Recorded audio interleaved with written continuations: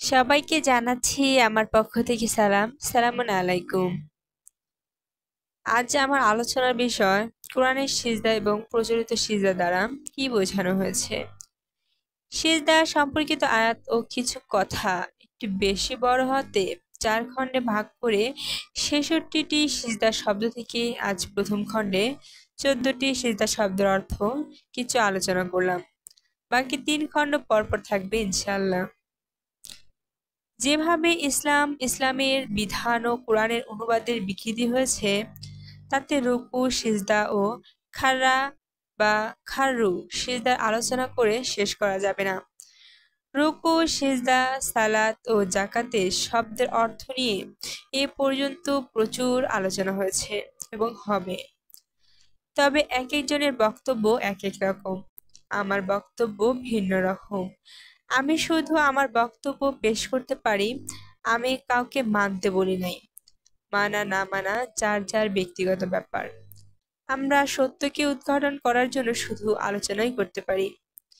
জানার জন্য বা বোঝার জন্য যখনই প্রশ্ন করা হয় যে সিজদা বা সাজদা শব্দের অর্থ কি, তখন এর সঠিক উত্তর কেউ দিতে পারে না। এমনকি কোনো আলেম ওলামা সঠিক উত্তর দেয় না। তবে কেউ কেউ বলে সিজদা অর্থ সিজদা দেওয়া, যার কোনো অর্থই প্রকাশ পায় না। আবার কেউ কেউ বলে সিজদা অর্থ মাটিতে কপাল ঠেকানো বা মাটিতে কপাল লাগানো। যদি প্রশ্ন করা হয় এর দলিল কি বা মাটিতে কপাল ঠেকাতে হবে এর প্রমাণ কি, তখন কেউ এর উত্তর দিতে পারে না। এমনকি আরবি ডিকশনারিতেও মাটিতে কপাল লাগানোর কথা বলা হয়নি। তাহলে সিজদা শব্দের অর্থ কি? তবে যে যাই বলুক, আজ পর্যন্ত রুকু সিজদা সালাত এবং জাকাত শব্দের সঠিক অর্থ বা অনুবাদ কেউ প্রকাশ করতে করেনি, যার জন্য আমরা গোলক ধাঁধার পড়েছি। সিজদা শব্দের অর্থ জানার জন্য আমি কুরআনুল কারীমের একাধিক অনুবাদ পড়েছি এবং কোরআন থেকে 54টি আয়াতের মধ্য থেকে 66টি সিজদা শব্দ একত্রিত করে সংক্ষিপ্ত অনুবাদ বা মূল ভাব প্রকাশ করেছি।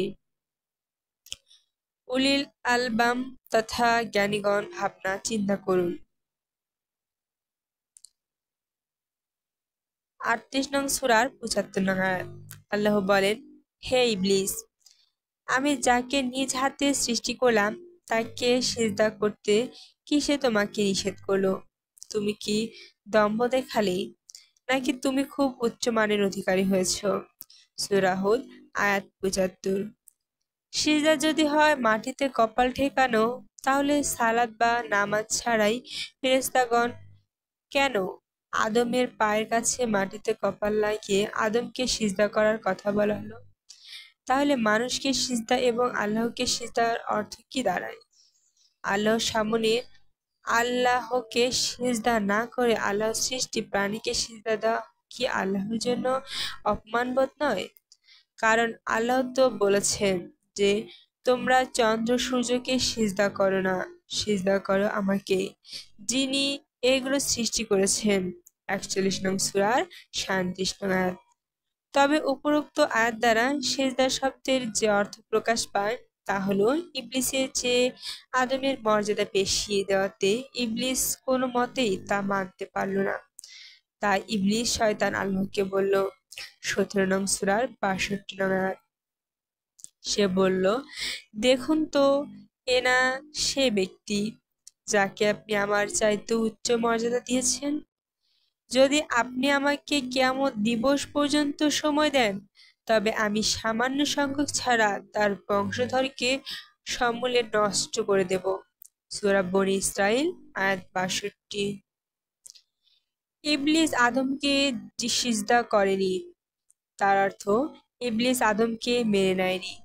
সে দম্ভ করেছে বা অহংকার করেছে, অর্থাৎ জিন এবং ফেরেশতাদের চেয়ে আদমকে বেশি মর্যাদা দিয়ে বলা হলো তোমরা তাকে মেনে নাও, কিন্তু ইবলিস মান্য করলো না। তাহলে সিজদা শব্দের অর্থ দ্বারা মেনে নেওয়া বা মান্য করা। 41 নং সূরার 37 নং আয়াত। আল্লাহ বলেন, তোমরা চন্দ্র সূর্যকে সিজদা করো না, সিজদা করো আমাকে, যিনি এইগুলো সৃষ্টি করেছেন। সূরা হামিম সিজদা আয়াত 37। অর্থাৎ চন্দ্র সূর্যের প্রতি আনুগত্য প্রকাশ করো না বা চন্দ্র সূর্যের উপাসনা করো না। যেমন সাবাবাসী সূর্যকে সিজদা করত, অর্থাৎ সূর্যের আনুগত্য করত বা সূর্যের উপাসনা করত। 27 নং সূরার 24 নং আয়াত। তাহলে সিজদা শব্দের অর্থ দাঁড়ায় উপাসনা, আনুগত্য। 84 নং সূরার 21 নং আয়াত। তাদের নিকট কোরআন পাঠ করা হলে তারা সিজদা করে না। 84 নং সূরার 22 নং আয়াত। কাফেরা এর প্রতি কোরআনের প্রতি মিথ্যারোপ করে, অস্বীকার করে। সূরা ইনশিক্কু আয়াত 20 থেকে 22। এ আয়াতে প্রমাণ হয় যে কাফেরদের নিকট কোরআনের দাওয়াত নিয়ে গেলে কাফেররা সিজদা করে না, অর্থাৎ তা অস্বীকার করে না। তাহলে সিজদা অর্থ স্বীকার করা বা মান্য করা। আমরা প্রায় সবিনা খতম গুনি। রমজান মাসে বিভিন্ন স্থানে মাইকে কোরআন তিলাওয়াত শুনি ও বিভিন্ন সময় কোরআনের আয়াত পাঠ করতে শুনি, কিন্তু কই কাউকে তো দেখি না যে কোরআনের আয়াত শুনে সে মাটিতে কপাল লাগিয়ে সিজদা করছে। তাহলে আল্লাহ এই 3টি আয়াত দ্বারা কি বোঝালেন? আল্লাহ যা বোঝালেন তা হচ্ছে ওপরের 3টি আয়াতে প্রমাণ হয় যে কাফেরগণ কোরআন শুনে সিজদা করে না, অর্থাৎ কোরআনকে স্বীকার করে না। তাহলে সিজদা শব্দের অর্থ দ্বারা স্বীকার করা বা মেনে নেওয়া।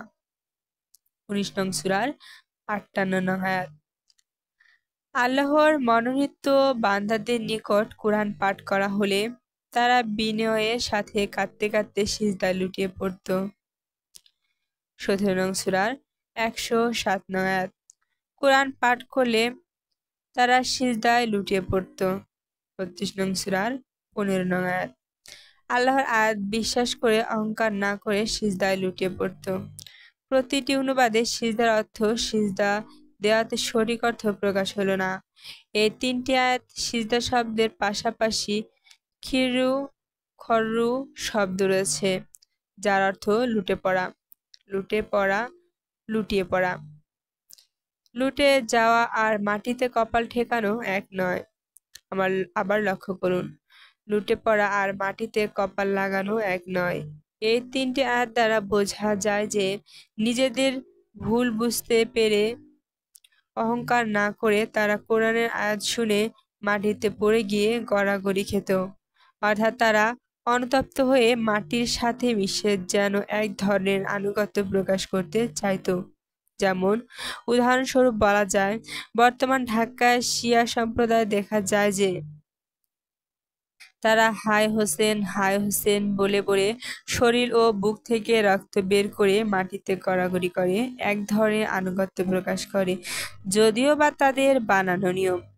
এই 3টি আয়াতের মূল বিষয় হলো কোরআনের আয়াত শুনে ক্রন্দন করে রবের প্রতি আনুগত্য প্রকাশ করা।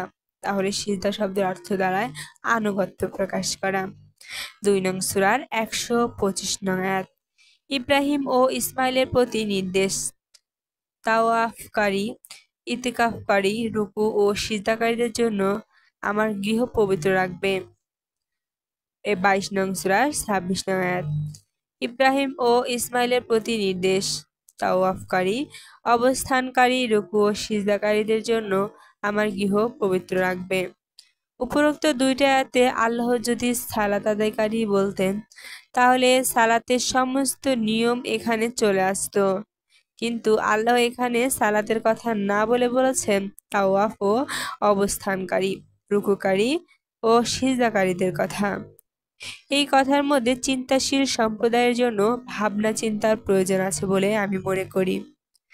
সিজদাকারী, যারা আল্লাহর হুকুম মান্য করে তারাই সিজদাকারী, অর্থাৎ মান্যকারী। 84 নং সূরার 21 নং আয়াত। যারা আল্লাহর কিতাব পাঠ করে তারাই সিজদাকারী। ইয়াসজুদুন অর্থ তারা সিজদাকারী, মান্যকারী, নতি স্বীকারকারী বা আনুগত্য প্রকাশকারী। 3 নং সূরার 113 নং আয়াত। তাহলে এই 2টি আয়াত দ্বারা প্রমাণ হয় যে সিজদা অর্থ আল্লাহর হুকুম পালন করা, আর আল্লাহর হুকুম পালন করার অর্থই হলো আল্লাহর আনুগত্য করা। তাহলে সিজদা শব্দের অর্থ দ্বারাই আনুগত্য প্রকাশ করা।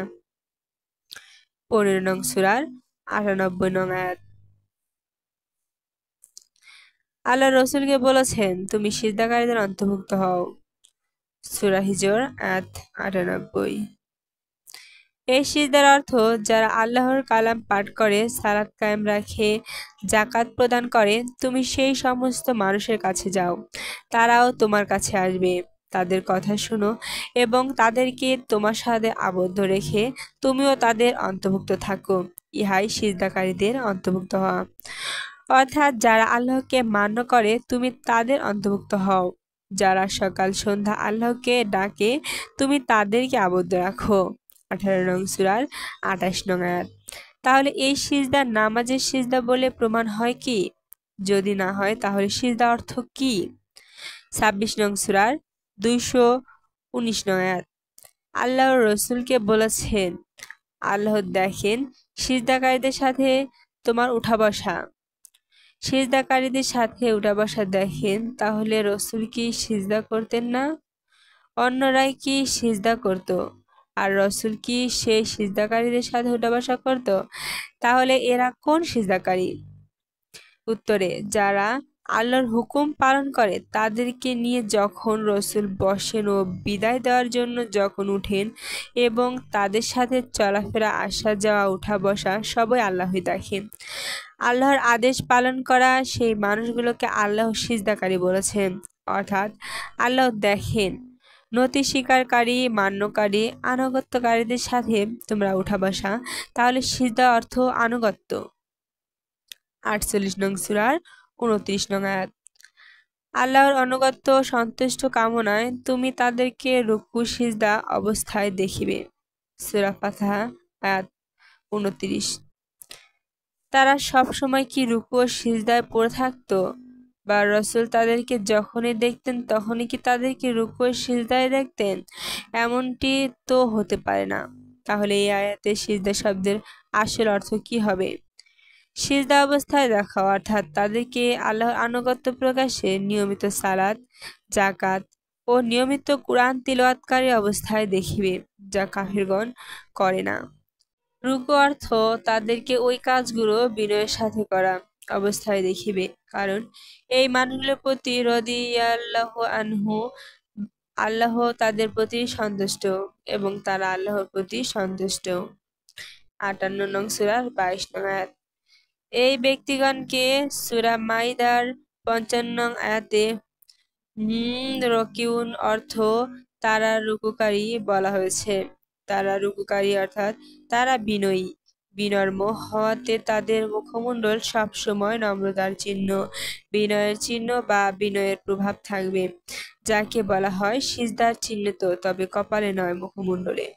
আল্লাহ বলেন 48 নং সূরার 29 নং আয়াত, তাদের চিহ্ন হলো তাদের মুখমণ্ডল সিজদার প্রভাব পরিস্ফুট হয়ে আছে। 48 নং সূরার 29 নং আয়াত, তাদের মুখমণ্ডলে সম্বর্ধিত জীবনের প্রতিফলন ঘটবে। অনুবাদে মহাজাতক। এই আয়াতে 3টি অনুবাদ 3 রকম অর্থ পাওয়া গেলে এই আয়াতে কপালের চিহ্নর কথা বলা হয়নি, বলা হয়েছে মুখমণ্ডল সিজদার চিহ্ন বা সিজদার প্রভাব, অর্থাৎ তাদের চেহারা বিনয়ের প্রভাব থাকিবে, অর্থাৎ চেহারায় কোনো অহংকার চিহ্ন থাকবে না, চেহারায় থাকবে শুধু আনুগত্যের চিহ্ন, বিনয়ের চিহ্ন বা আনুগত্যের প্রভাব তথা পরিস্ফুট। প্রথম বুঝতে অসুবিধা হলো, যারা বুঝে বুঝে কোরআন পড়ছে তাদের এই বিষয়গুলো বুঝতে মোটেও অসুবিধা হওয়ার কথা নয়। এই ছিল আলোচনা। সবাইকে জানাচ্ছি সালামু আলাইকুম।